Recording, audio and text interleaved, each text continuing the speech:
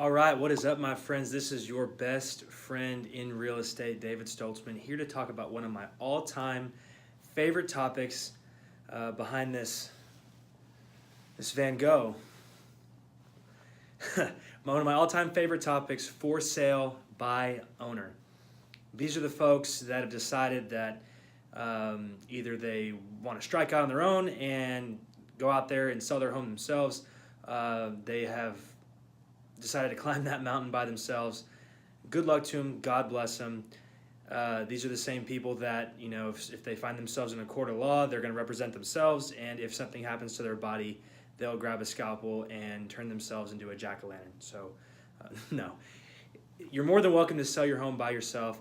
I'm just here to tell you exactly in this video who these people are and why they do it and why it's just a wretched idea.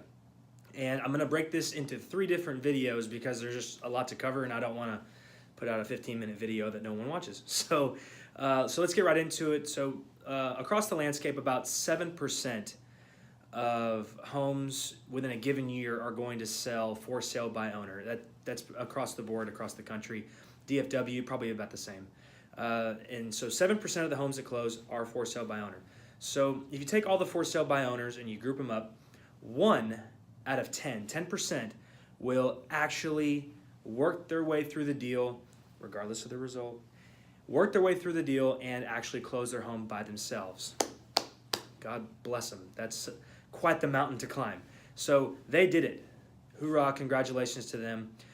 Of the other 9 that don't, 30% will stay on the market fighting till the bitter end, eventually just take it off the market. 70% of those 9 will end up actually listing with a real estate agent within 40 to 50 days. They'll throw in the towel, they're done. And so it's not a matter really of if you can do it, because you can do anything. It's a matter of, do you get the result that you actually want, and are you best served doing that? The answer is most of the time, no. And so what causes someone to sell their home by themselves? So they've either gotten burned by an agent, which, who can blame them? There's a lot of bad agents out there who put sour tastes in people's mouths about real estate. So they say, hey, what the hell, I can do it myself. I can do better than this joker. So, or they have a big ego. Hey, people out there, they think they can do anything. And you know what? I'm not too far from those people. So anyway, or it's about the money. They just have their money in their house. They're like a leprechaun. They want all their gold pieces, and they, you know, want them all to themselves. Totally get that too. And understand that. Some people just want to go about it that way. But those people actually are not really pressed for time, and they just really want to get a number that they want. They have a line in the water, and they want to see if they can get the number that they want. So here is the first of, I have about 9 to 10 things. So the first 3 I'll cover right now. So here's the first 3 of 10 things that can go wrong. The number 1 thing is going to be the person's unfamiliar with documents. If you're doing a for sale by owner, odds are you're going to not know what everything says in each document, or even have the right documents to get yourself through the deal. Good example of that would be if you live in a floodplain. You have to disclose that on the seller's disclosure, and then you have to provide documentation saying, I have flood insurance, you know, look out. Also, if it comes down to it and you have mineral rights and you don't use the right paper, and you get to the closing and you're like, I want those mineral rights, because Uncle Jed left you a gusher in the backyard. Well, you're not going to get it now because you didn't reserve those properly with the right documentation. So, and I could go further into this, but mainly it's being unfamiliar with the documents and not knowing which documents to use. Can't tell you how many questions I get with clients who are like, what does this mean? And I have to walk them through exactly what it means, because it's my job to know that. And so it sheds light on the fact that people don't do this every day. It's going to be really hard for you. Number 2, you will go up against a seasoned agent. And I'll tell you right now, if it's somebody like me, I'm a hyper loyal person. This person trusted me to represent them and help their family get into the best situation possible. Yeah, I'm going to fight my ass off for them. And if you're in the way, I'm sorry. They're a priority, and I'm going to take care of them and get them the best deal possible and structure it to where they have almost no risk involved in the whole process. Stuff you might not even see come up.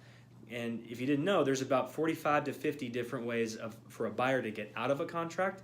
There's about that many ways for a seller. So that's another thing too. Going up against a seasoned agent, they're going to really, make it hard for you. Also, number 3, I think this is the most important thing: liability.